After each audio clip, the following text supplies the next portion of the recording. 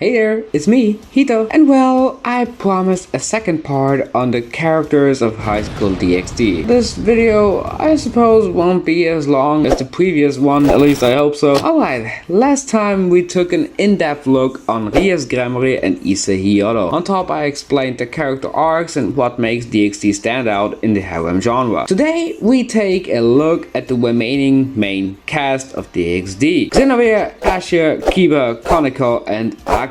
But yep, I won't talk about Irina, Wabel, or any other of the characters because both or the rest of them nearly have no screen time in the manga nor in the anime, if you don't count Azazel. But if they do appear for once, well, there isn't much I could do a real analysis on. So let's go!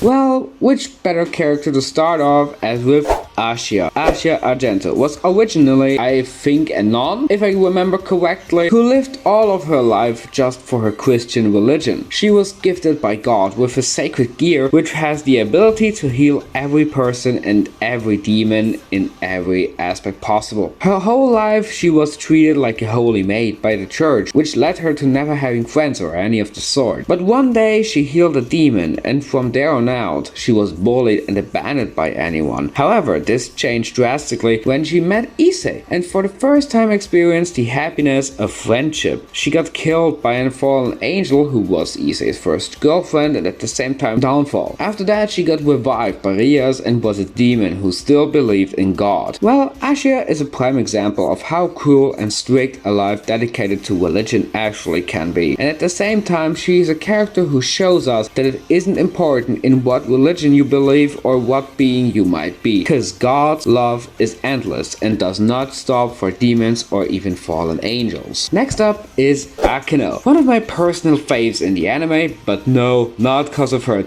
but because of her character arc. Well, you see, Akino is a mix of a fallen angel and a demon at the same time. Her character arc is interesting just because of her upcoming. Her father was a fallen angel who got injured and rescued and nursed by a human woman. Both happened to fall in love with each other and the end result was Akino. A little stop here, it's been a while since I've watched the anime and I really looked through the manga to find the reason she hated her father this much, but I cannot find it anymore, so please forgive me to not talk about that so in depth. Anyways, she knows exactly what Issei has been through, what the fallen angels have done to him and what they dared to take away from him. So naturally, Akino was in panic mode and worried what Issei might think of her once he finds out. She began to aggressively approach him in a sexual manner in hope that he wouldn't hate her even if being a fallen angel. Now, Akino is the real embodiment of insecurity and inacceptance. She reflects a very lot of problems in the real world. I am sure that many of us were or maybe still are unsatisfied with ourselves or wanting to be someone else. Her reason to approach Issei like this is something that shows that she wanted to keep the damage her reveal would cause to a minimum, to not lose her precious friend Issei. Just think back in your own past, you surely had similar situations with a friend or family member. Well,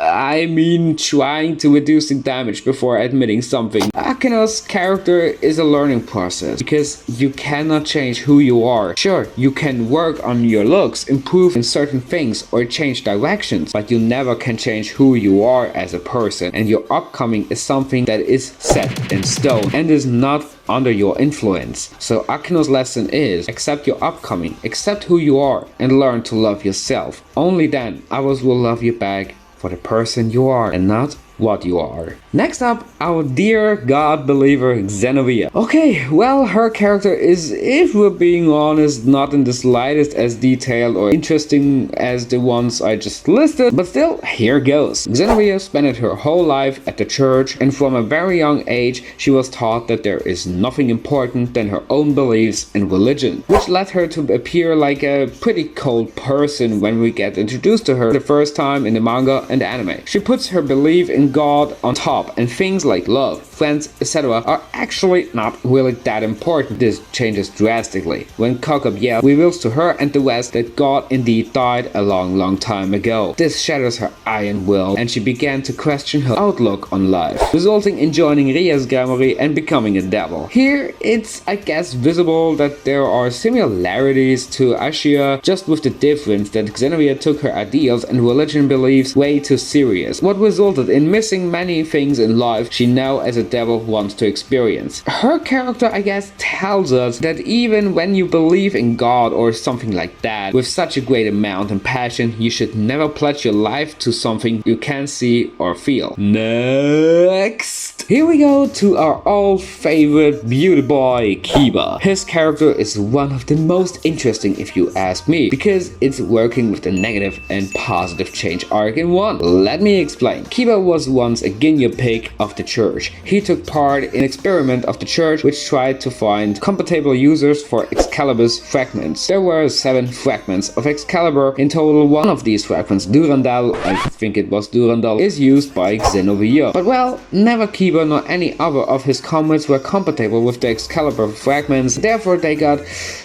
taken care of. Yes, they got brutally killed, but the only one who survived was Kiba. This set up his hatred towards the church and was the ground reason why he joined Rias' Gremory. His sole reason of still living as a devil was to someday avenge his fallen comrades. Why is that deep, you may ask? The story at this point gives us 2 possible scenarios. 1. He falls into his wish of revenge and gives into his hatred, resulting in maybe losing everything as a whole, even his now friends and Rias. Or 2. Making peace with his past and accepting that his comrades will always be with him even if they don't reside under him anymore, and for their and his sake ending the tyrant in form of the priest, but not out of revenge, out of his own will to bring justice to the ones that have fallen to his crazy ideal. I personally think that his character arc is supposed to tell us that how important and at the same time difficult it is to let go of the past, but also not forgetting it. His lesson here is to face the past and use it as a learning process, to let the past be the past and to live in the present, and to tolerate that things happen and cannot be changed. Revenge will only result in more suffering, and sometimes it could cost you everything you currently have in love. Phew!